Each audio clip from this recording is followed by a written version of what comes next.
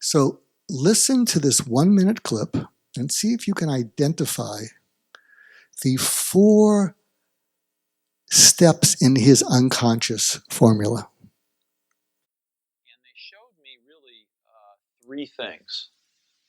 But I was so blinded by the first one that I didn't even really see the other 2. One of the things they showed me was object-oriented programming. They showed me that, but I didn't even see that. The other one they showed me was really a networked computer system. They had over 100 Alto computers, all networked, using email, et cetera, et cetera. I didn't even see that. I was so blinded by the first thing they showed me, which was the graphical user interface. I thought it was the best thing I'd ever seen in my life. Now, remember, it was very flawed. What we saw was incomplete. They'd done a bunch of things wrong, but we didn't know that at the time. It's still, though, they had the germ of the idea was there, and they'd done it very well. And within, 10 minutes, it was obvious to me that all computers would work like this someday. Okay, so there's 4 components to that. Now I'm going to give you another example. How many of you think that a very busy billionaire who's known for deal making is not known for having much interest in something soft like EQ, doesn't have much patience for that? But what do you think the chances are that such a billionaire would quote a psychological type such as moi in a major business magazine in an article that would be read by other billionaires, and then start out the article by complimenting me? Now, it's a setup, so yeah, okay. But if I had asked you that and you said, it's probably unlikely, but if you look at this, you'll see that a while back, Eli Broad oversaw this article for Forbes magazine, and there's a quote there: "Wealth is what you take from the world, worth is what you give back."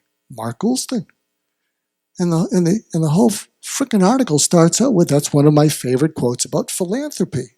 If you know Eli, he's got his name on everything. So here's the backstory, and I want you to then think of what are the 4 steps.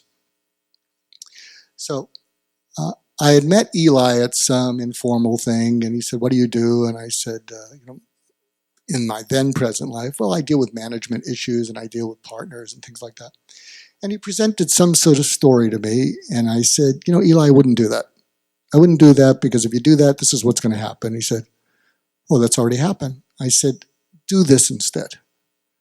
And he said, "Oh, that's pretty good." Now, I bring that up because if I called Eli Broad, most billionaires, no one's going to take a call from me. Some of you, they'll take calls from you, but Eli Broad's not going to take a call from me, but he took a call from me. So I had that anchor point. And I called him and I said, "Hi, Eli. I don't know if you remember me, Mark Goulston." We met. Yeah, Mark, I'm in a rush. And Eli, I'll match his energy to anyone in this room. He is unbelievable. And he's very impatient. I said, and again, 4 steps that I'm going to refer back to. And I said, "Eli, ever going to write a book on philanthropy?" "Mark, I'm in a rush." I said, "Well, you're focused on your foundation." He's getting agitated. "Mark, I'm in a rush." And I said, 7 seconds, Eli. "Wealth is what you take from the world. Worth is what you give back." Say that again, Mark. Suddenly wasn't in such a rush. Wealth is what you take from the world. Worth is what you give back. "That's pretty good, Mark." I said, "It's yours. Take it. I'll be a donor. I'll never be a philanthropist. It's a good book title." "Well, I got to go, Mark." 6 months later, Forbes calls me and says, "We got a quote attributed to you for an article written by Eli Broad. We want to check it out." And there it was. So he probably wrote it down. And they probably said, "Do you have any quotes to lead off the article?" 4 steps there. So the next example, how many of you know the secret of the FedEx logo? Raise your hands. Well, this is good. Raise your hands if you do not know the secret of the FedEx logo. Oh, this is going to be cool.